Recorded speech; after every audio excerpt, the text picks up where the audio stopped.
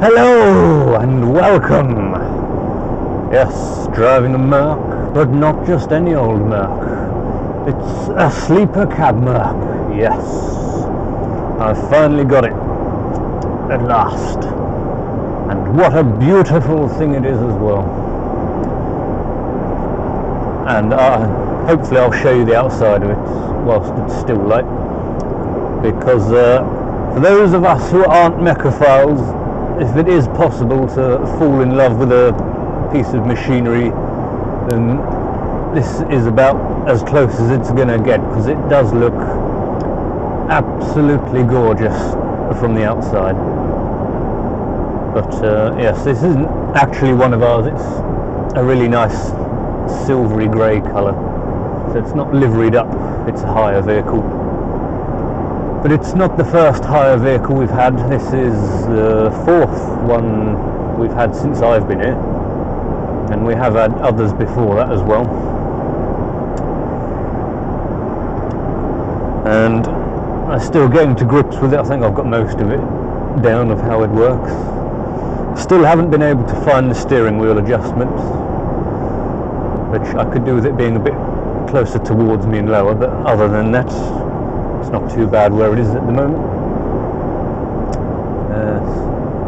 But as hire vehicles go, it's not too bad on the inside actually. We'll have a more in-depth look around later on, because I shall be on break later on inside this, so we shall look around then. But compared to the other things I've driven, what have we had? We've had a 6-wheel Renault Premium. That weren't too bad to drive. It didn't look too bad from the outside. The only problem with that is every time you went round the corner, it felt like it was going to tip over or veer off the road, because it sort of lolloped about and rocked from side to side like an ocean-going vessel. See, like, oh my god, where are we going to go now? So yes, nice to drive, apart from when you got to a corner that you didn't really know whether it was going to go round the corner or not. And it actually had bunk beds as well, that did, so it was like a 2-man truck, which was quite nice. So I tried out the top bunk, and you look down out through the window and you're about 15 foot off the floor, it felt like. You're miles up. Another one we had, a Scania. That was an experimental one with active cruise control.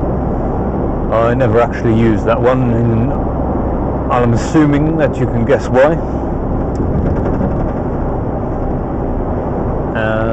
What was the third one? Third one was another Merc, different to this one, and different in layout internally as well. Not quite as posh.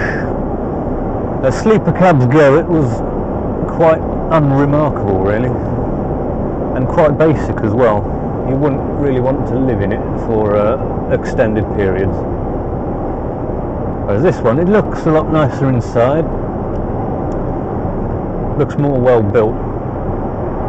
It doesn't have a fridge though. None of them have had a fridge. So what you do if you was going to be using it long term, I don't know, because I'd have thought a fridge would have been sort of as standard in a sleeper cab, but obviously not, because none of the three that I've driven have had a fridge. So this initially looks like it has a fridge, but it's actually just a cupboard under the bed. I'll have a look around later, but I'm pretty sure it hasn't got one.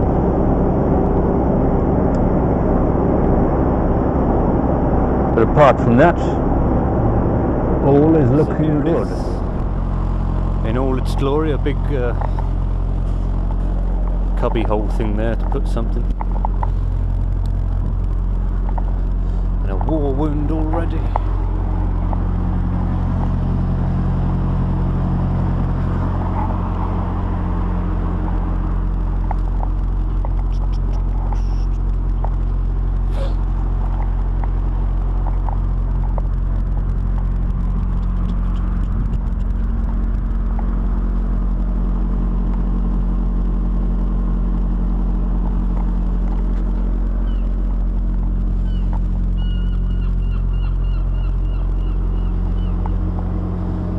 Does that look nice? Or what?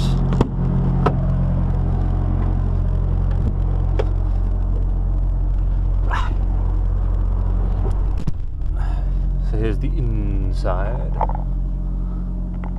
There's the bed. Power lead, bits and bobs. Oh, I'm making myself very at home. So to start it, you'll simply take your very nice and compact key, put it in the letter box, push start, push it again. All the systems gone to standby. I'm out of level, oh no. Then again, and we are away. Level the suspension, and it's gone back to that again. Why do you keep changing? Oh well, we'll give that a minute. Hopefully my air is levelling out.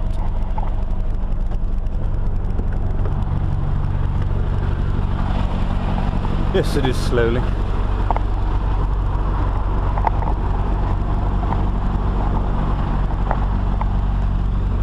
Look at that.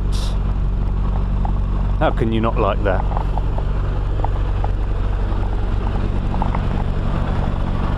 Hello. Just disassembling the truck. Doing as you always should when you get into a new truck. And that is to start fiddling with everything.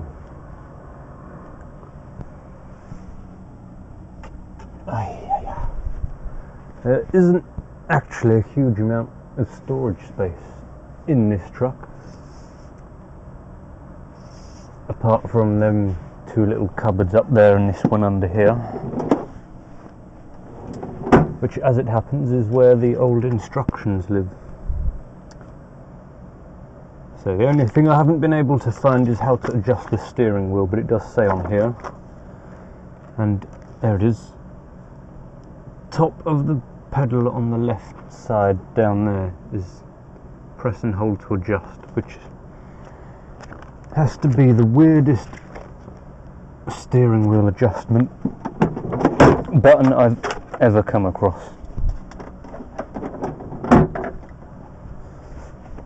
So over here we have radio controls, turns all the lights on and off, and our night heater. I assume that's the vent. We've got a couple of railings up here for shirts and whatnot. Whatever that is, smoke detector, is it? Bit here for your drinks and whatnot. Lovely fake chrome effect handbrake. And I've got bits and bobs strewn everywhere.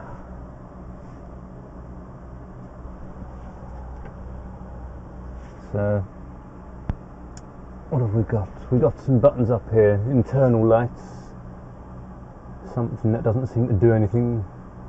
A button with a picture of the Merc logo that I can't seem to find out what it does. All your radio controls and Bluetooth headset bits and bobs, traction control stuff, heating controls. It's all fairly self-explanatory. You could live in here fairly easily short term, but no fridge is a big downer, and not a huge amount of storage space either.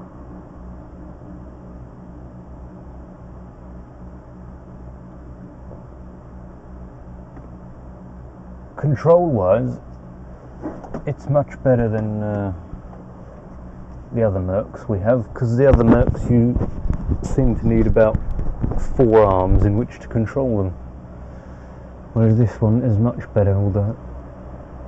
All the controls can be operated with just the one hand, because you've got some of the cruise control stuff and that on the right hand side of the steering wheel, and all the gears and that are on the right stalk. Whereas on the old Mercs, you've got bits over there, bits over there, bits here, and everywhere. And it is a horrendous mess. So that's a good thing. That doesn't feel too bad. And the engine hump in the middle, in relation to where the footwells are, has to be the lowest I've seen out of any so far. Because normally it's quite a big hump.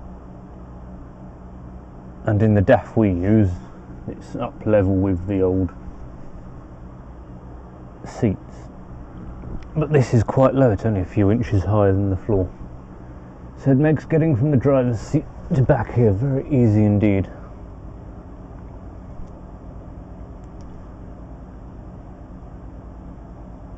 So I hope we get to keep this lorry for a fair while. If I did have to sleep in it, I could actually manage.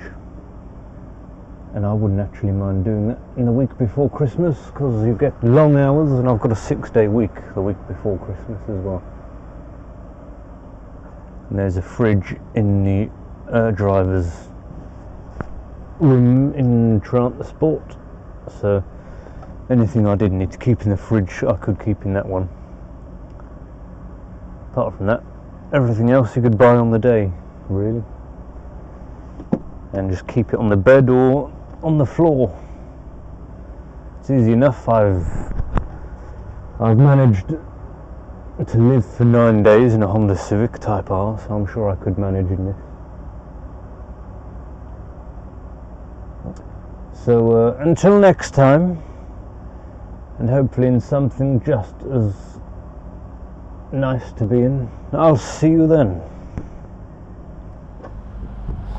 Actually, just before we go, I've done a bit more fiddling slash investigating, and I have actually now found out what the button does, that mysterious Merc button.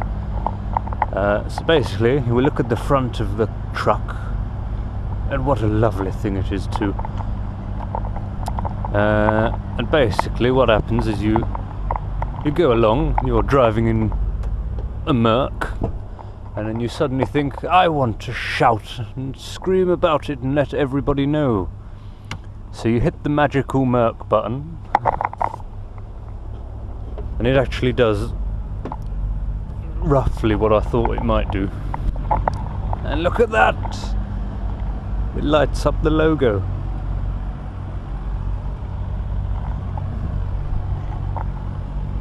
So that's what that button does. Just that, and that only. And doesn't it look all the much better for it?